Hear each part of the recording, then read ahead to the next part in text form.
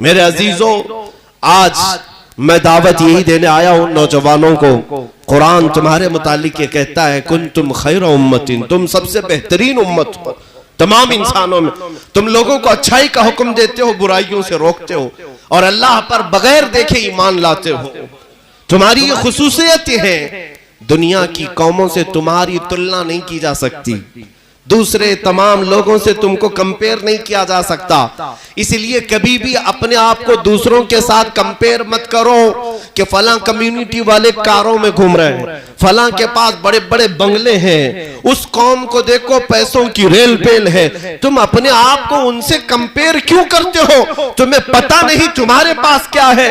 ان کے پاس دنیا کی گاڑی، بنگلے، گھوڑے سب ہوں گے، لیکن اے نادانوں، ان کے پاس مدینے کا تاجدار نہیں ہے۔ اگر وہ آمینہ کا لال کسی کے سینے میں بستا ہے تو ہم غریبوں کے سینے میں بستا ہے، ہم غریبوں کے سینے میں ہے۔ یہ سب سے بڑی دولت تمہارے پاس ہے۔ اور رب ذوالجلال کی بارگاہ میں جب لوٹ کر کے جانا ہے تو وہاں تو عزت کس کی ہوگی وہ دیکھی جانے والی ہے، نہ مرسڈیز والے کی، نہ آڈی والے کی، بلکہ قیامت کے دن عزت اسی کی ہوگی جس کے ہاتھ میں دامن میرے مصطفیٰ کا ہوگا۔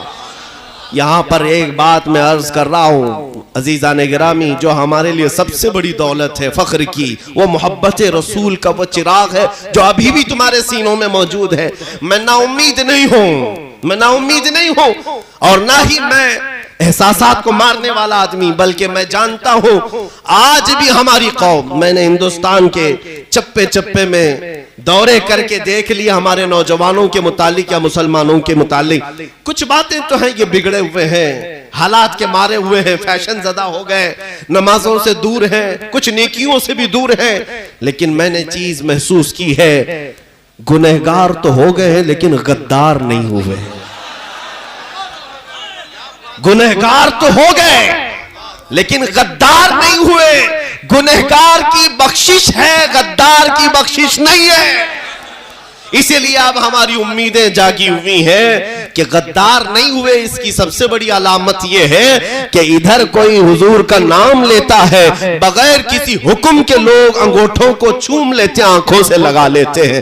تمہیں کس نے کہا حضور کے نام کو چوم کر آنکھوں سے لگاؤ؟ ادھر اشہد ان محمد رسول اللہ کہا جاتا ہے، ہر ایک کے لب چوم کر کے انگوٹھوں کو آنکھوں سے کیوں لگ جاتے ہیں؟ یہ علامت ہے کہ دل کے اندر ابھی چراغ مصطفیٰ کا جل رہا ہے، اس محبت کا چراغ موجود ہے، بس اس دیا کی روشنی کو اور تھوڑا شعلہ بنانے کی دیر ہے۔ جس دن یہ چراغ شعلہ بنے گا انشاءاللہ العزیز وہ وقت آئے گا جب مجھ جیسا ایک کمتر آدمی نہیں، تم ہر محلے میں ایک ایک سلمان ضرور دیکھو گے، ہر بستی میں دیکھو گے۔ میں اپنی تعریف کے لیے بات نہیں کر رہا، میں تحدیث نعمت کے لیے کہہ رہا ہوں۔ آج اگر تم کو مجھ سے محبت ہے تو اس لیے نہیں ہے کہ میں کسی بڑے خاندان کا بیٹا ہو، بلکہ صرف مجھ سے محبت اس لیے کرتے ہو کہ میرے مصطفیٰ کی حدیثیں یا باتیں کیا کرتا ہے، حضور پاک صلی اللہ تعالیٰ علیہ وسلم کی محبت کی بات کرتا ہوں، یہی عزت ہے۔ اور کل کو دیکھو گے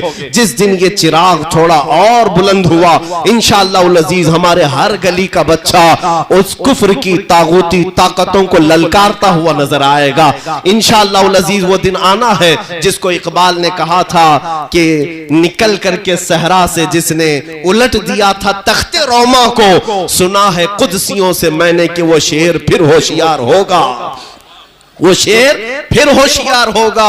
اب وہ وقت آنے والا ہے، تھوڑی آزمائشیں ضرور ہوں گی، لیکن تمہیں اپنا اتحاد، اپنی یونٹی، اپنا اتفاق برقرار رکھنے کی ضرورت ہے۔ علماء کے مابین اختلافات جس دن ختم ہو جائیں یہ طاقت اس قدر مضبوط ہو جائے گی کہ اس کا اندازہ نہیں کر سکیں گے، اس کا اندازہ نہیں کر سکتے۔